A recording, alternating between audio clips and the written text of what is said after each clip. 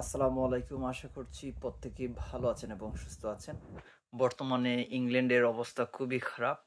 কারণ হচ্ছে কিছু ইংলিশ যারা আছে রেসিস্ট, তারা বাঙালিদের উপরে, মুসলমানদের উপরে খুবই অত্যাচার করছে বর্তমানে। তারা মনে করছে যে আমরা বিভিন্ন ধরনের সন্ত্রাসীবাদ করে বেড়াই। তারা মনে করছে যে আমরা এদেশে তাদের জবগুলো খেয়ে ফেলতেছি।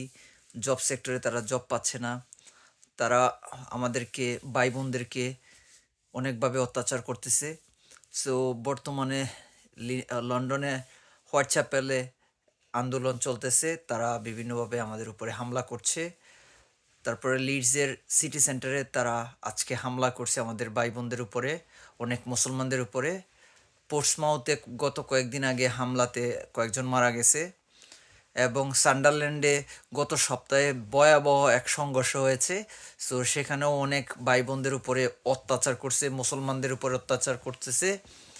এবং সাউথপোর্টেও গত কয়েকদিন আগে বিভিন্নভাবে তারা আমাদেরকে হয়রানি করছে। এবং লন্ডনের ইস্ট লন্ডন যে মসজিদ যেটা আছে, সেটার মধ্যে তারা বিভিন্নভাবে আমাদেরকে অত্যাচার করতেছে। ধরেন কেউ অজু করতে গেলে তারা গরম পানি করে আমাদেরকে কষ্ট দিচ্ছে। সো বর্তমানে ইউকের অবস্থা খুবই খারাপ। আপনারা যারা যে জায়গা থেকেই আমাদেরকে দেখছেন বা আমাকে দেখছেন এই ভিডিওর মধ্যে, আপনাদের সবার কাছে আমরা দোয়া প্রার্থী, আমাদের জন্য দোয়া করবেন। আর ইংল্যান্ডের মধ্যে যারা আছেন বর্তমানে বিভিন্ন স্থানে, আপনারা খুব সতর্কতার সাথে চলাফেরা করবেন। কারণ হচ্ছে গতকাল নিউসাম যে বাস স্ট্যান্ড, ওখানে একজন কাজ করে রাতের দিকে আসছিল, হঠাৎ করে কয়েকজন মিলে আক্রমণ করে।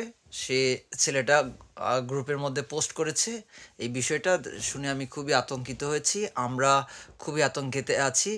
সো যে বর্ণবাদী সংগঠনগুলো ইডিএল বলে, এরা বিভিন্নভাবে আমাদেরকে হেনস্থা করছে। সো সবার কাছে আমরা দোয়া প্রার্থী। বাংলাদেশে যারা আছেন আমাদের জন্য সবাই দোয়া করবেন। আমরা জানি গত কয়েকদিন আগে বাংলাদেশের অবস্থা ভালো ছিল না। এখন নতুন বাংলাদেশ পেয়েছি আলহামদুলিল্লাহ। তবে এদিকে আমাদের অবস্থা খুবই করুণ হয়ে যাচ্ছে দিন দিন। সো সবার কাছে আমরা খুবই খুবই দোয়া প্রার্থনা করছি, আপনারা আমাদের জন্য দোয়া করবেন এবং আমরা যেন সুস্থভাবে থাকতে পারি, বসবাস করতে পারি এই দেশে, সেই জন্য আমাদের জন্য দোয়া করবেন। আসসালামু আলাইকুম।